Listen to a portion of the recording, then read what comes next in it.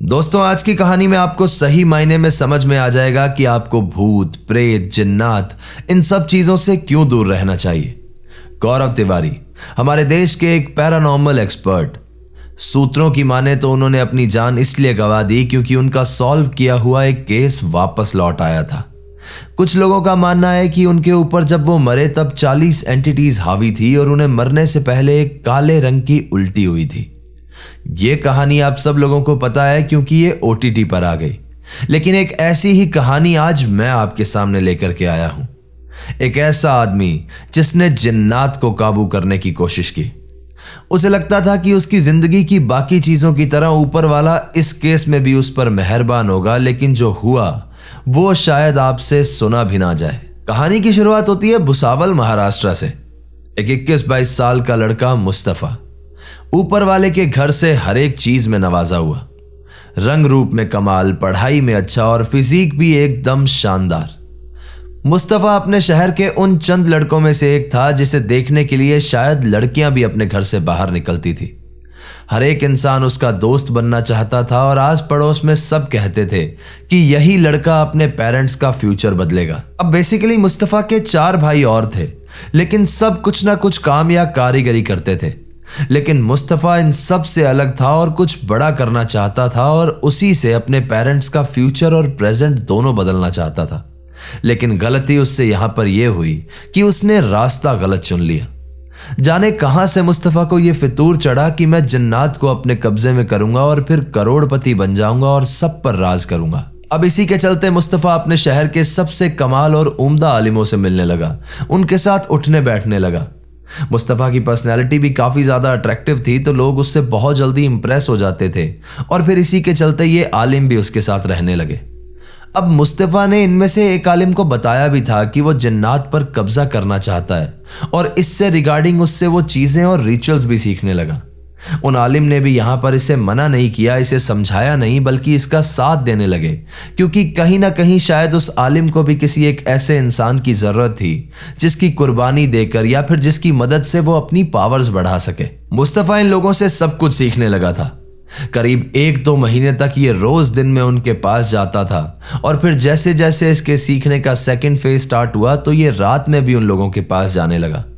मुस्तफा अपने घर वालों के सोने का इंतजार करता और फिर सबके सो जाने के बाद छुपके से ही अपने घर से निकलता और उन आलिमों के पास चला जाता।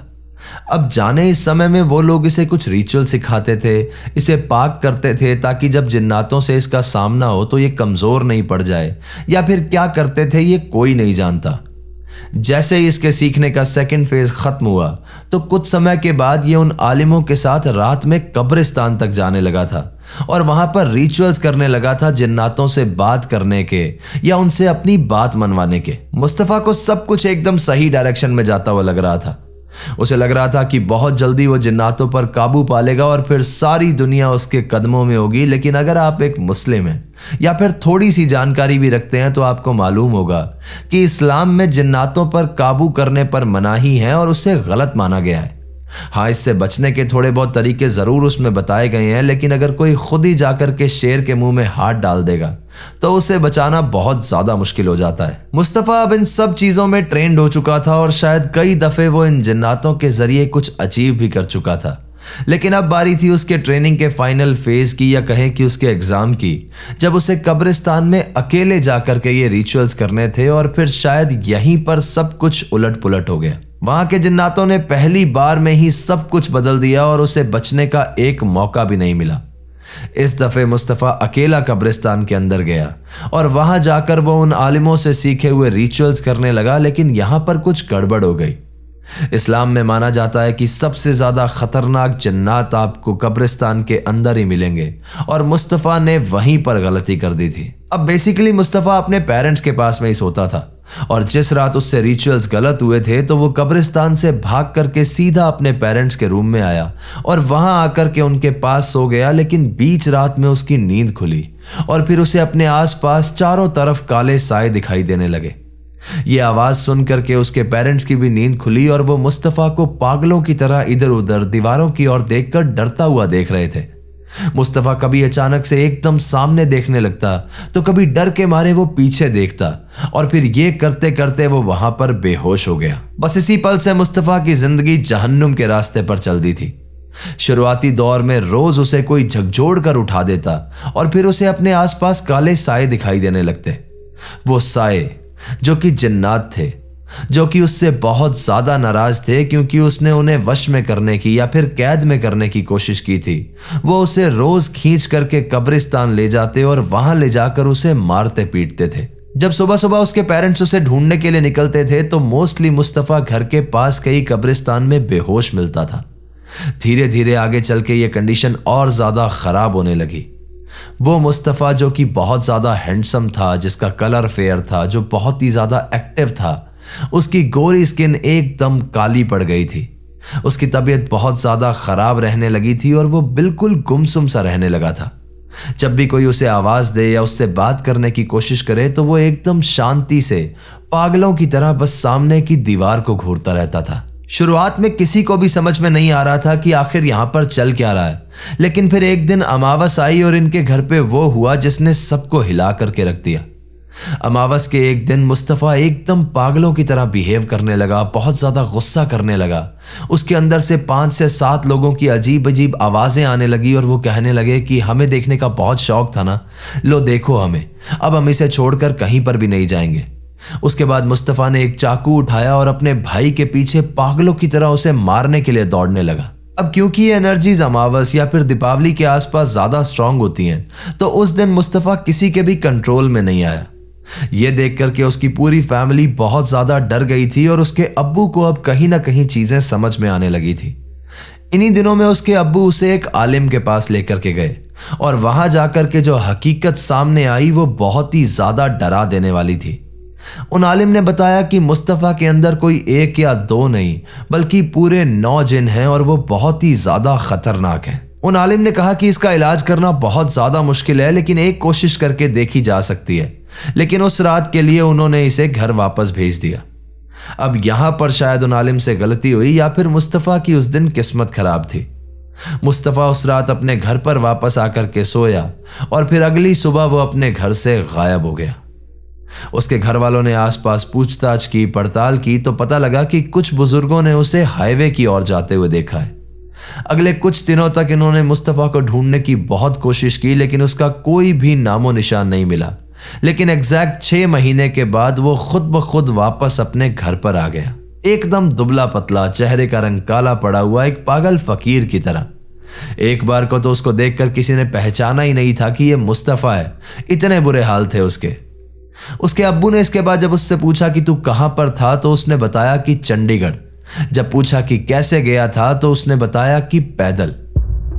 भुसावल से चंडीगढ़ 1288 किलोमीटर वन साइड पैदल। इसके बाद यह बात सामने आई कि उन जिन्नातों ने उसे सजा दी थी और उसे चंडीगढ़ तक ले गए थे। उसकी इस हालत को देखकर सब लोग वहां पर बहुत ज्यादा दुखी थे। सबको उसकी हालत पर बहुत ज्यादा तरस आ रहा था, लेकिन चीजें अभी भी ठीक नहीं हुई थी। इसके बाद वहां पर मुस्तफा को नहलाया गया, उसे साफ कपड़े पहनाए गए और फिर अगले दिन उसके अब्बू एक बड़े मौलाना के पास उसको लेकर के गए। उन मौलाना ने बताया कि मुस्तफा और एक आलिम मिलकर जन्नात पर कब्जा करने की कोशिश कर रहे थे, उनका इस्तेमाल करने की कोशिश कर रहे थे, लेकिन ये चीज उन्हीं पर उल्टी पड़ गई। उन्होंने ये भी बताया कि जिस आलिम के साथ मिलकर उसने ये सब रिचुअल किए हैं, अब वही आलिम इनको ठीक भी कर सकता है। उन मौलाना ने जब अपने सोर्सेज लगाए और पता करना शुरू किया कि मुस्तफा लास्ट के दिनों में कौन से आलिम के साथ ज्यादा उठता बैठता था, तो अनफॉर्चुनेटली ये बात निकल के सामने आई कि बहुत से आलिम थे जो इस बात को जानते थे कि मुस्तफा कुछ लोगों के साथ मिलकर के जन्नातों को कैद करने की कोशिश कर रहा है, लेकिन किसी ने भी कुछ भी नहीं बोला। उससे ज्यादा प्रॉब्लमेटिक बात यह थी कि जिस आलिम ने ये सारे रिचुअल कराए थे, जो मुस्तफा के साथ कब्रिस्तान के अंदर गया था, उसकी किसी अननोन रीजन की वजह से डेथ हो चुकी थी। यानी बहुत हद तक यह बात पॉसिबल थी कि उन आलिम की मौत के पीछे भी इन्हीं जिन्नातों का हाथ हो। यहां पर उन बड़े मौलाना ने भी अपने हाथ खड़े कर दिए थे और कह दिया था कि अब मुस्तफा को बचाना बहुत ज्यादा मुश्किल है। इसके बाद मुस्तफा के अब्बू कई बड़े आलिमों के पास गए, दरगाह गए, बहुत सारी जगह पर उन्होंने कोशिश की, लेकिन मुस्तफा को ठीक करना पॉसिबल ही नहीं हो पा रहा था। मुस्तफ़ा के अब्बू अपने मरते दम तक मौलानाओं से, आलिमों से मिलते रहे, लेकिन मुस्तफ़ा का कोई भी इलाज नहीं मिला। आज भी मुस्तफ़ा अपने घर में अकेले हैं। उनकी माँ की एज काफ़ी ज़्यादा हो गई है। इनफैक्ट मुस्तफ़ा की एज ही 40+ हो गई है, लेकिन उनकी अम्मी ही उन्हें संभालती हैं, खाना खिलाती हैं। वो खाना खिलाते हुए अपने कपड़े गंदे कर लेते हैं तो उनको साफ़ करती हैं। बीच में एक बार उनकी शादी भी करवाई गई, लेकिन अब क्योंकि मुस्तफ़ा खुद ही एक समर्थ आदमी नहीं है, तो गृह कलेश के चलते वो लड़की भी इन्हें छोड़ करके चली गई। और ये सब कुछ सिर्फ इसी लालच के लिए कि मेहनत ना करनी पड़े और जिन्नातों के सहारे ही सारा काम करवा लिया जाए। पैरानॉर्मल वर्ल्ड के अंदर एंट्री आती तो बहुत ज्यादा फैसिनेशन के साथ है, लेकिन ये एक रस्सी पर चलने की तरह है। एक बार पांव फिसला और कहानी खत्म। आज की हमारी दूसरी कहानी भी जिन्नात से ही जुड़ी है और इस कहानी के अंदर एक बहुत ही इंपॉर्टेंट मैसेज है, जो कि हम हॉरर स्टोरी सुनने वालों को तो जानना बहुत ही जरूरी है, जिससे शायद किसी बच्चे की जान बचाई जा सके।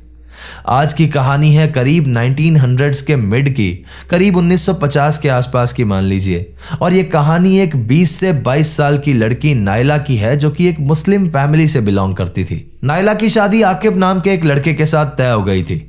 अब मुस्लिम्स में ऐसा माना जाता है कि जब हल्दी की रस्म होती है तब दूल्हा और दुल्हन दोनों बहुत ज़्यादा वल्नरेबल होते हैं और तब इनके पजेस हो जाने के बहुत ज़्यादा चांसेस होते हैं। नायला और आकिब की भी शादी की सारी रस्में हुई, इनकी हल्दी की रस्म हुई और सब कुछ एकदम नॉर्मली हो गया। वहां पर उस समय कुछ भी नहीं हुआ। शादी के बाद जब नायला ससुराल आई तो इसे ससुराल में करीब 3-4 महीने बीत गए और फिर नायला प्रेग्नेंट हो गई। अब ऐसा होता था पुराने गांव के समय में कि पानी भरने के लिए ना झील वील के पास जाना पड़ता था, और प्रेग्नेंट होने के बाद भी पुरानी लेडीज को बहुत ज्यादा स्पेशल ट्रीटमेंट नहीं मिलता था, जो कि बहुत ज्यादा दुख की बात है। यहां पर ताज्जुब की बात यह थी कि नायला बाकी औरतों से भी ज्यादा फुर्ती से काम करने लगी थी। जितना नॉर्मल औरतें फुर्ती से काम नहीं कर रही थी, प्रेग्नेंट होने के बावजूद नायला बहुत भाग भाग के काम किया करती थी। इनके गांव से थोड़ा सा ही बाहर जाकर के एक झील है, वहां से पानी भर करके लाना होता था और वहां पर कपड़े धोने के लिए जाने होते थे। नायला के प्रेगनेंसी के कोई भी सिम्टम्स नहीं दिखाई दे रहे थे। इनफैक्ट उसकी प्रेगनेंसी को जब 9 महीने तक हो गए थे तो उसे लेबर पेन भी स्टार्ट नहीं हुआ था। अब गांव में क्या होता है ना, हॉस्पिटल्स तो होते नहीं थे उस समय, तो दाई जी को बुलवा करके डिलीवरी करवाई जाती थी। जब दाई जी आई और उन्होंने नायला को देखा तो उन्हें भी नायला की कंडीशन समझ में ही नहीं आई। ये सब कुछ चलते चलते 1 महीना और बीत गया और करीब 10 महीने पूरे होने के बाद उसे लेबर पेन स्टार्ट हुआ। दाई जी को बुलवाया गया, उसकी डिलीवरी करवाई गई और जब वहां पर बच्चा पैदा हुआ तो वहां पर खड़ा हुआ हर एक इंसान अपने आसपास की दीवार पकड़ के खड़ा हो गया, क्योंकि सब लोग डर से कांप रहे थे। जो बच्चा पैदा हुआ था उसके बहुत अजीब से सफेद बड़े बड़े बाल थे, उसकी लाल कलर की आंखें थी और उसके एक राक्षस जैसे दांत थे। वहां पर खड़ा हर एक इंसान पहली बार ऐसा मंजर देख रहा था। इनफैक्ट दाई जी ने भी पहली बार ऐसा कोई सीन देखा था। सब लोग डर से कांप रहे थे और इसी डर के चलते उन्होंने पास के ही एक आलिम को बुलाया। उन आलिम ने आते ही कहा कि यह शैतान का बच्चा है और जितना जल्दी हो सके इसे गांव के पास वाली झील में फेंकाओ, वरना आज रात को यह अपनी मां को खा जाएगा। उन आलिम ने यह भी बताया कि किसी एक इंसान को इसे ले जाकर झील में फेंकना होगा, फिर अपने घर पर आकर के घर के बाहर ही अपने सारे कपड़े उतारने होंगे और नहा करके अपने घर के अंदर जाना होगा। सब लोग वहां पर बहुत ज्यादा डरे हुए थे। सबको लग रहा था कि आखिर जिन्नात से कौन पंगे लेगा, उसके बच्चे को जाकर के कौन झील में फेंक करके आएगा। जब कोई भी तैयार नहीं हुआ, सब लोग वहां पर परेशान खड़े थे, तो फाइनली दाई जी ने इस चीज का जिम्मा उठाया। दाई जी इस बच्चे को लेकर के गई, उन्होंने उसे उस झील के अंदर फेंका और फिर अपने घर पे आकर के आलिम द्वारा बताया गया सारा रिचुअल करके वो अंदर चली गई। यहां पर सब कुछ इसके बाद एकदम ठीक हो गया।